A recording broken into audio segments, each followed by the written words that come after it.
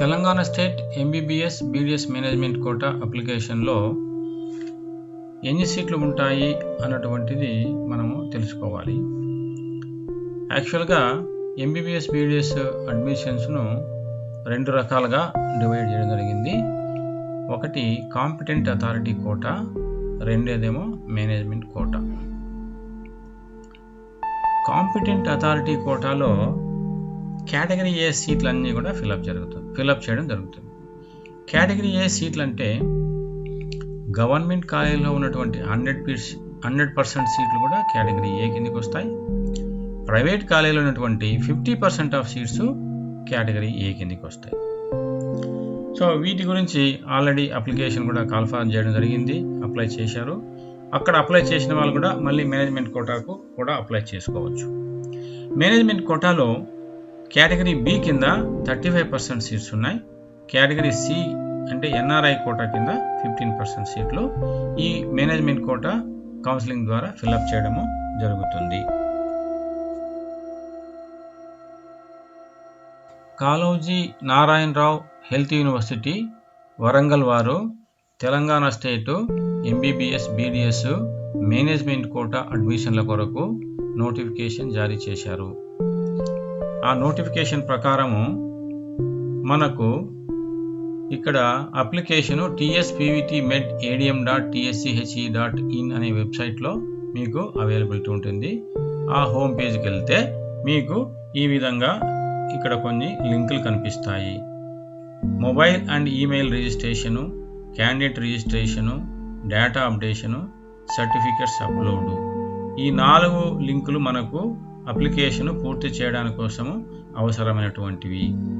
కానీ అప్లికేషన్కు ముందు ఫిలప్ చేసే ముందర మనం చూడవలసిన విషయాలు, అప్లికేషను 1వ తారీఖు 8 గంటల నుంచి 7వ తారీఖు 5 గంటల వరకు మాత్రమే అవైలబిలిటీలో ఉంటుంది. తరువాత దానితో పాటుగా ఇక్కడ ఒకసారి మీరు ప్రాస్పెక్టస్ను కూడా పరిశీలించాలి. ఇలా క్లిక్ ఇచ్చినప్పుడు మీకు దీని యొక్క ప్రాస్పెక్టస్ ఈ విధంగా కనిపిస్తుంది. దీంట్లో డేట్లు ఎప్పుడెప్పుడు ఉన్నాయి, ఏ సైట్లో అవైలబిలిటీ ఉంది, దాని తర్వాత ఎప్పటి నుంచి ఎప్పటిదాకా ఉంటుంది, రెగ్యులేషన్స్ ఉన్నాయి, ఎలిజిబిలిటీ ఉన్నది. ఇవన్నీ కూడా ఒకసారి మీరు చదవాలి. ఫీజు ఎంత ఏంటి, రూల్స్ ఏంటి, అవన్నీ కూడా దీంట్లో డిఫైన్ చేసి ఉంటారు, అవి చదవాలి. ఫీజు మొత్తంగా మీకు ఈ అప్లికేషన్ కాస్ట్ 6,300 రూపాయలు ఉంటుంది. ఈ ఫీజు ఎట్టి పరిస్థితులలో మనకు వెనక్కి తిరిగి ఇవ్వరు. కావున మనం ఫీజు కట్టే ముందర మన ఎలిజిబిలిటీ కండిషన్లు మనమే చెక్ చేసుకోవాలి. చెక్ చేసుకున్న తర్వాత మనం ఇదంతా ఒక్కసారి చదవాలి, మీరు తప్పకుండా చదవాలి. దాని తర్వాత సర్టిఫికెట్స్ రిక్వైర్డ్ అంటే అప్లికేషన్ వేసేదానికి ముందర మనకు సర్టిఫికెట్స్ ఏమేమి కావాలి అన్నటువంటిది ముఖ్యమైనది.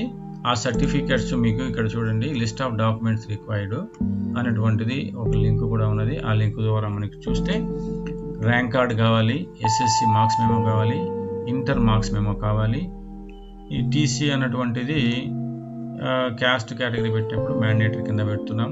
క్యాస్ట్ సర్టిఫికేట్ కూడా అవసరమవుతుంది, మైనారిటీ సర్టిఫికేట్, ఆధార్ కార్డు, మీరు ఎన్ఆర్ఐ క్లెయిమ్ చేస్తుంటే ఎన్ఆర్ఐకి సంబంధించిన సర్టిఫికెట్లు.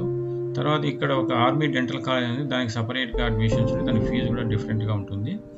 కాబట్టి దానికి సంబంధించినటువంటి సర్టిఫికెట్లు పెట్టి మనం రెడీగా ఈ స్కాన్ చేసి ఈ సైజులలో మనము దీనికంటే తక్కువ సైజులలో మనం రెడీ చేసి సిద్ధంగా ఉంటే అప్పుడు మనము ఇక్కడ దీంట్లో ఫస్ట్ స్టెప్లోకి వెళ్తాం. ఈ ఫస్ట్ స్టెప్లో మన మొబైల్, ఈమెయిల్ను కరెక్ట్గా ఉన్నదా లేదా అన్నటువంటి దాన్ని వెరిఫికేషన్ జరుగుతుంది. ఆ స్క్రీన్లోకి వెళ్తే మీరు ఇక్కడ mobile number, rank, date of birth feed చేయాలి. మన యొక్క మొబైల్ ఏదైతే వాడాలనుకుంటో ఆ మొబైల్ను ఇక్కడ ఒకసారి 2 సార్లు పెట్టి మనము get OTP or generate OTP అని కొడితే ఇక్కడ ఓటీపీ వస్తుంది, అది ఇక్కడ ఎంటర్ చేయాలి. అలాగే ఈమెయిల్ను కూడా తీసుకొని దానికి కూడా ఒక ఓటీపీ పంపిస్తారు. వచ్చినటువంటి మొబైల్కి వచ్చినటువంటి ఓటీపీని, ఈమెయిల్కి వచ్చినటువంటి ఓటీపీని ఇక్కడ ఫీడ్ చేసి ఈ కచ్చా కోడ్ ఎంటర్ చేసి వ్యాలిడేట్ అనే బటన్ నొక్కితే మీకు ఈ డేటా అంతా కరెక్ట్గా ఉంటే మీకు మొబైల్, ఈమెయిల్ వెరిఫికేషన్ అవుతుంది. దానికంటే ముందర కూడా మీరు ఒకటి ఇక్కడ కూడా గమనించాలి. కేఎన్ఆర్ యూనివర్సిటీ అని వెబ్సైట్ ఖచ్చితంగా ఉండాలి. Application for cat B and cat C NRI అని కూడా ఇది కూడా గమనించాలి ముఖ్యంగా. సో ఇప్పుడు first stage mobile email verification అయిపోయింది అనుకుంటే ఆటోమేటిక్గా సెకండ్ స్టేజ్లోకి వెళ్ళిపోతుంది, క్యాండిడేట్ రిజిస్ట్రేషన్లోకి వెళ్ళిపోతాం. ఇక్కడ కూడా మీకు సైట్ను అబ్జర్వ్ చేస్తూ ఉండాలి. సో ఇక్కడ NEET roll number, rank, date of birth, mobile number ఆటోమేటిక్గా పాపులేట్ అవుతాయి.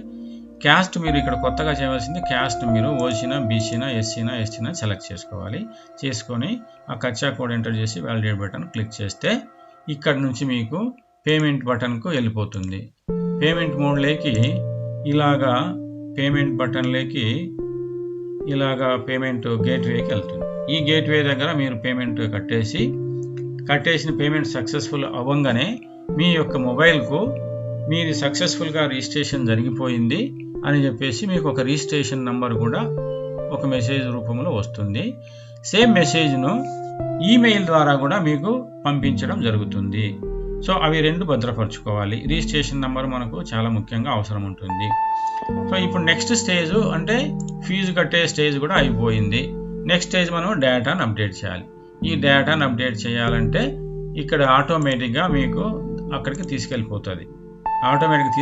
కాబట్టి ఇక్కడ ఈ రోల్ నెంబర్, రిజిస్ట్రేషన్ నెంబరు అక్కడ ఆటోమేటిక్గా ఫీడ్ అవుతుంది. ఫస్ట్ టైం అయితే, సెకండ్ టైం అయినప్పుడు మీరు ఫీడ్ చేయాల్సి వస్తుంది. దీంట్లో మీకు వేరియస్ ఫీల్డ్స్ ఉంటాయి. క్యాండిడేట్ నేమ్ ఆటోమేటిక్గా వస్తుంది, రోల్ నెంబరు, ర్యాంకు ఇవన్నీ కూడా, పర్సంటేజ్లు, స్కోరు, జెండరు ఇవన్నీ కూడా ఆటోమేటిక్గా ఇంతవరకు వచ్చేస్తాయి. మీరు ఫిల్అప్ చేయవలసిందంతా ఏమిటంటే name, candidate name as per 10+2 ఇది కరెక్ట్గా కొట్టుకోవాలి, ఫీడ్ చేసుకోవాలి. Date of birth as per SSC ఉంటుంది. ఫాదర్ నేమ్ ఆటోమేటిక్గా వస్తుంది. క్యాస్ట్ ఉంటే క్యాస్ట్ క్లెయిమ్ చేస్తే క్యాస్ట్, సబ్ కేటగిరీ, క్యాస్ట్ చేస్తే సర్టిఫికేట్ నెంబర్ కూడా అడుగుతారు. దీంట్లో మీకు ఈ సర్టిఫికేట్లు అన్నీ కూడా ఫిల్అప్ చేసి మీరు ఎన్ఆర్ఐ క్లెయిమ్ చేయాలనుకుంటే ఇక్కడ NRI code, are you claiming NRI code ఇక్కడ ఎస్ పెట్టుకోవాలి. దాని తర్వాత స్టేట్ ఆఫ్ డొమిసైల్ ఉంది.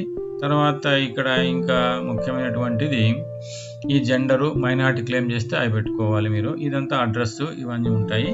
ఇక్కడ ఫోటో తర్వాత సిగ్నేచరు రెండు కూడా అప్లోడ్ చేసి సేవ్ అండ్ ఎగ్జిట్ అంటే డేటా సేవ్ అయిపోతుంది, బయటకు వస్తారు.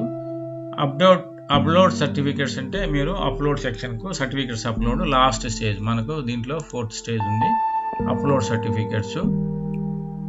సర్టిఫికేట్స్ అప్లోడ్ ఇది క్లిక్ ఇచ్చినప్పుడు మీకు ఇక్కడ రోల్ నెంబర్, రిజిస్ట్రేషన్ నెంబర్ వస్తుంది. ఈ రెండు ఫీడ్ చేస్తే దాంట్లోకి మీరు అప్లికేషన్లు సెక్షన్లోకి వెళ్తారు.